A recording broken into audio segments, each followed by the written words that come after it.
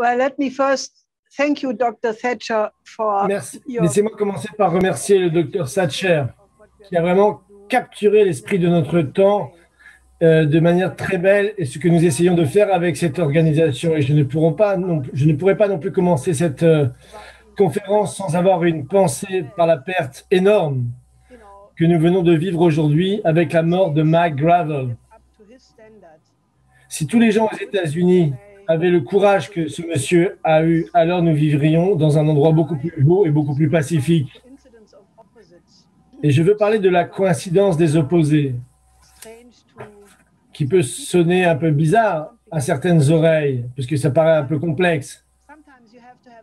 Mais aujourd'hui, on doit essayer d'avoir des métaphores pour ces nouveaux concepts. C'est à la fois nouveau, mais ce n'est pas vraiment nouveau non plus, parce que ça vient du XVe siècle. C'est une méthode de pensée. Il y a plusieurs années, j'ai entendu parler,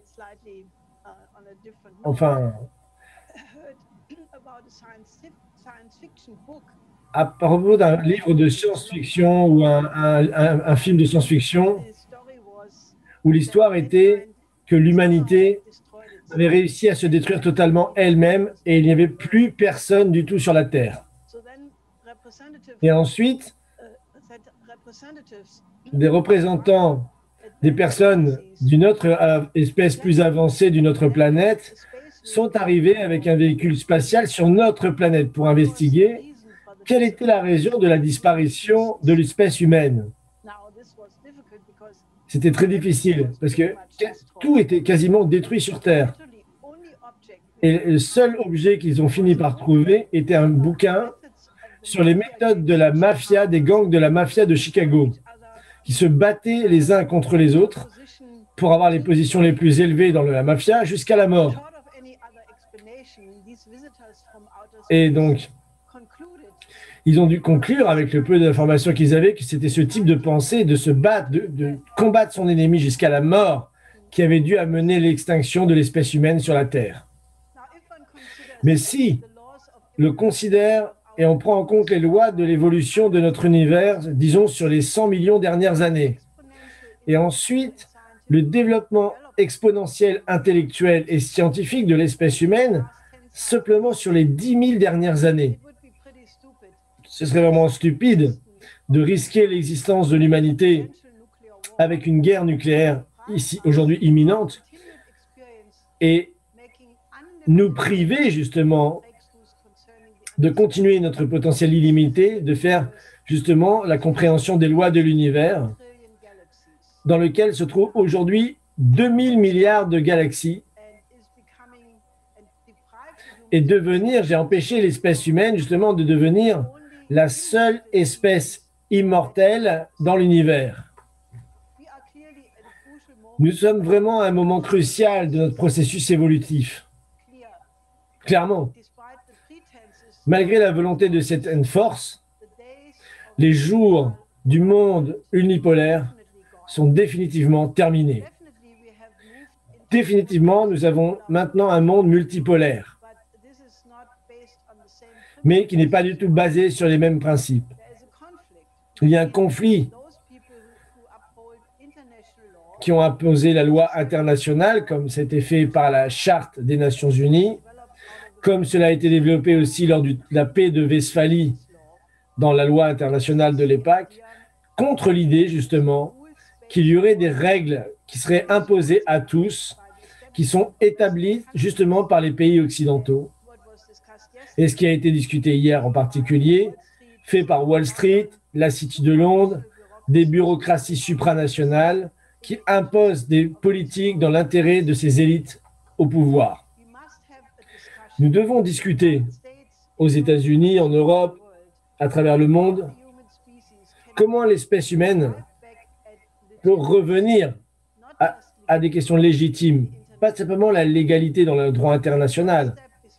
Et la première étape qui doit être posée sont les 5 principes de la coexistence pacifique, qui sont les suivants, qui est le respect mutuel pour l'intégrité territoriale et la souveraineté des autres nations. Le deuxième, c'est le respect mutuel et la non-agression. Troisième, la non-interférence dans les affaires domestiques d'un autre pays. 4, l'égalité et la coopération pour le bénéfice mutuel. Et enfin, le cinquième, la coexistence pacifique.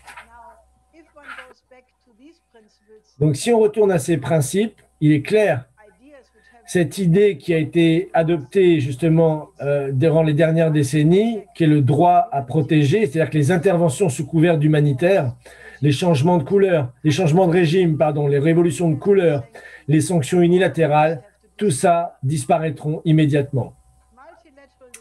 Le multilatéralisme est un fait aujourd'hui. Mais ce n'est pas là où nous devrions être.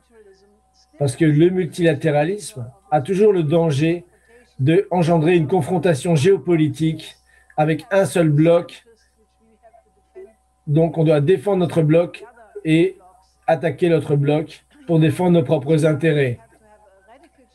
Donc, on doit avoir un changement radical dans la méthode de pensée même et apprendre à penser comment nous sommes une humanité d'abord. Et la coïncidence des opposés c'est justement ça, une méthode de pensée. Comment cette idée est arrivée, est apparue? C'est Nicolas de Cuse. En 1437, lors de son voyage à Constantinople pour le concile de Ferrare et de Florence, où justement il était avec une délégation des orthodoxes grecs, les patriarques et d'autres. Et c'était l'unification justement des Grecs orthodoxes et des catholiques romains. Et il a contribué à essayer de les rapprocher. Et au cours de ce voyage sur le bateau, pour plusieurs semaines, tout soudainement, il a appelé ce qu'il a appelé une inspiration divine. Je peux penser quelque chose que jamais un homme n'avait pensé avant. Et justement, dans cette délégation, il y avait les orthodoxes grecs, Platon, Bessarion et d'autres. C'est-à-dire arriver au point que on ne peut pas accepter la contradiction, qui était un axiome commun à toutes les philosophies communes de l'époque, dont Aristote était le plus explicite défenseur.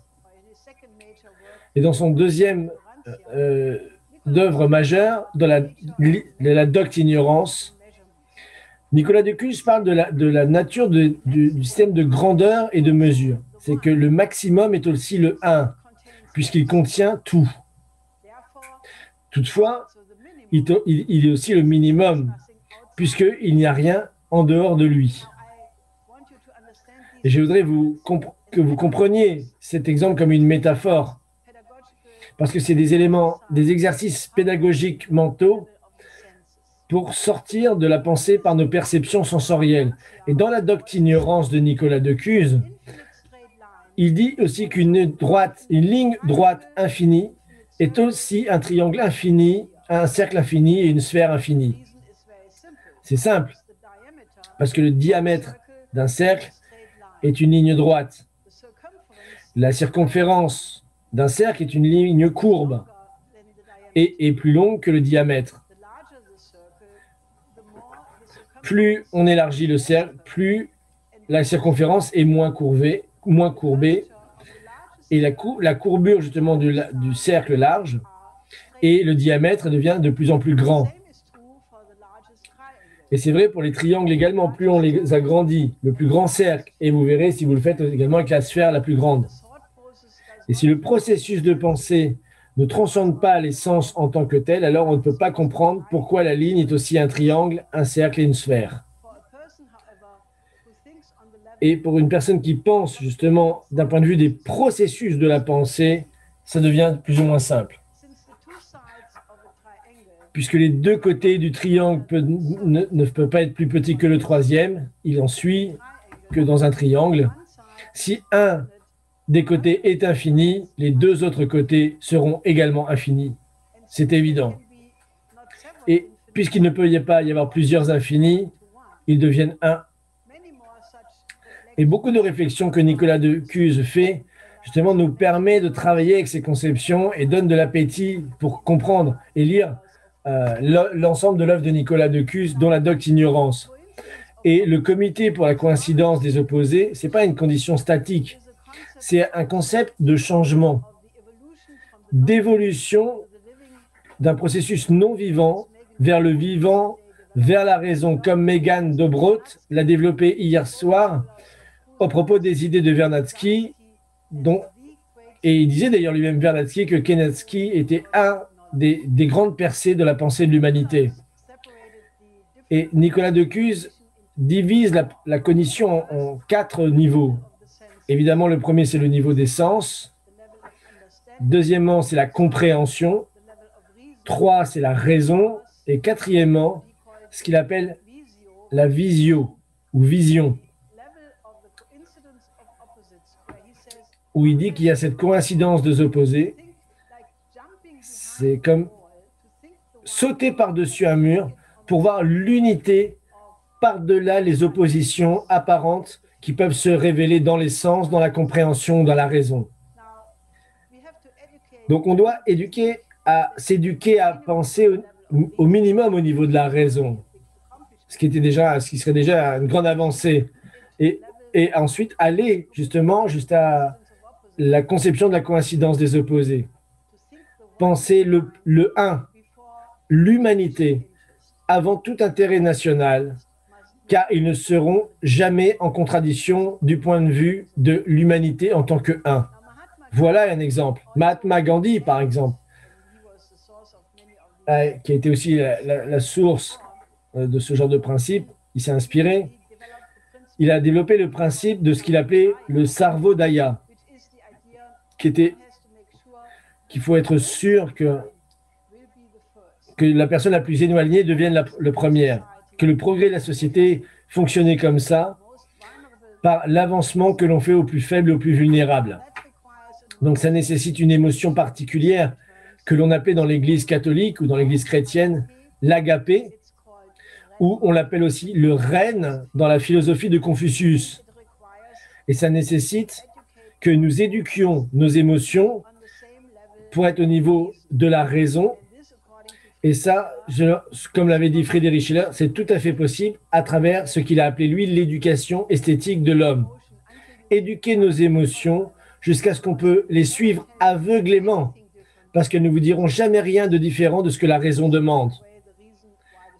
C'est pourquoi le Schiller Institute, l'Institut Schiller, s'inspire de la pensée de Friedrich Schiller, parce que nous croyons que l'éducation esthétique de l'homme, de tous les individus de l'espèce humaine est possible, et que c'est tout à fait quelque chose qu'on peut faire même dans notre vie aujourd'hui. Et c'est pourquoi je pense que nous arrivons à un point de rupture et de devons nous battre. Le danger de la pandémie et le danger de guerre auquel nous faisons face, d'avoir ce système de santé mondial dans chaque pays du monde, qui est dans l'intérêt de chacune des personnes sur cette planète et dans l'intérêt de toutes les personnes de cette planète. Donc on est dans un moment crucial de l'histoire humaine pour permettre une nouvelle humanité où l'on pensera à l'humanité en tant que un d'abord. Merci beaucoup, Helga.